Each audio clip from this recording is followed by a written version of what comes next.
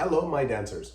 My name is Noe Alonzo, and I'm your dance professor here on YouTube. Today, I'm going to be answering another question from Reddit.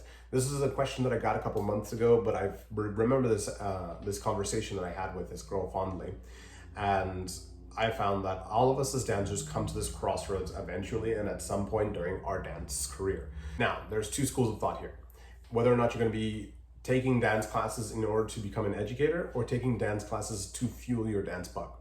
Now, whether or not you want to make that a profession or keep it as a hobby, this is kind of where this question stems into for me. As a hobby, you can work at the pace you feel is necessary for yourself. You can determine what classes and where you take classes, who you take classes with, and where and when you perform. The thing about being a hobbyist sometimes is that you get pushed into groups, and sometimes in group projects, you may or may not be the person that is doing the most work or doing the least amount of work, and that is purely determined by the environment that you're in and around. In performance groups and as well as doing gigs and stuff, you can make money at some degree, and most of the time, if you're a student, you're not going to be making money. So as a hobbyist, that's a thing, and you got to realize that you're not always pushing out the notoriety of your own personal name, unless that's not your thing. But if you're thinking as an individual that wants to grow themselves as a dancer and as a little bit more of an educator, trying to make money off of dance, then turning into a professional would be the route for you to go.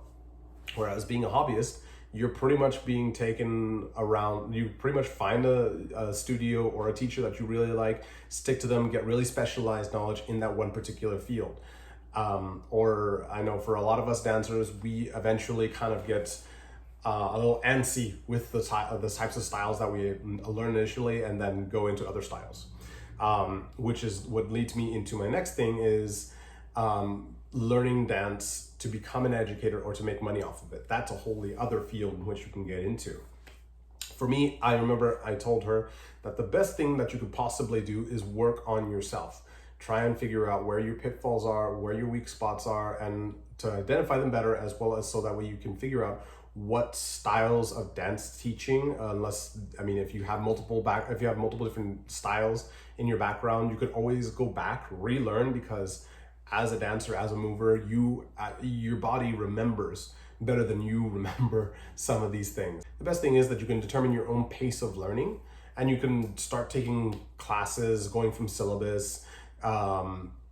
Training to become an educator is a whole route in itself. You can do that and go through a pedagogy program, or you can just find a local dance studio that has a solid syllabus and teach from there, and learn to adapt it for your other styles of dancing that you have knowledge in, but you don't have a syllabus to work off of.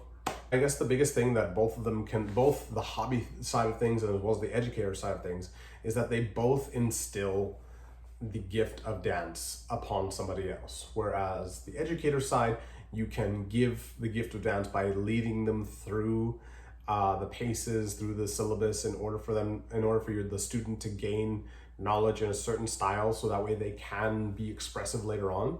Or as a hobbyist, you doing the performances that you do, and that inspires somebody to go and actually take a class, feeding the educator.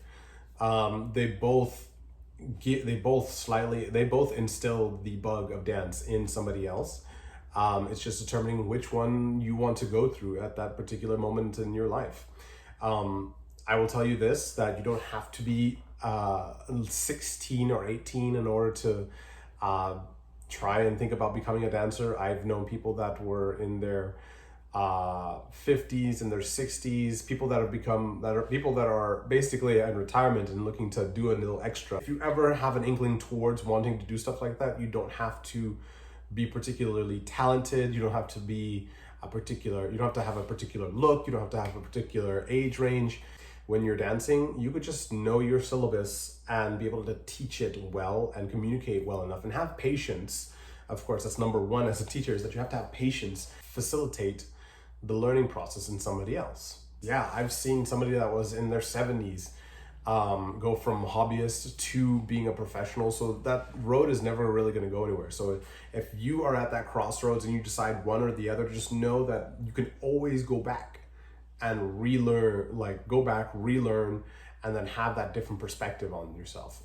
You just have to give yourself that 1 hour out of the week, or whatever the team meetings are. Like some of them are 2 to 3 times a week, in order to create a performance. You could always rejoin. There's never a wrong time there's never a wrong time to do it. Let's say if you take a back seat on your performance days, and then you go really hard into learning how to be a teacher, and then you get to a certain level, go to your performance teaching, learning teaching materials and syllabus, and keeping up with the latest trends in teaching, takes a back seat for just a little bit while you go out and perform and do your thing with a troupe.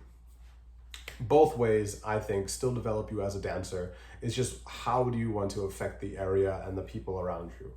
Okay, so this has been my TED Talk. And I will see you guys next week in our new video, all right?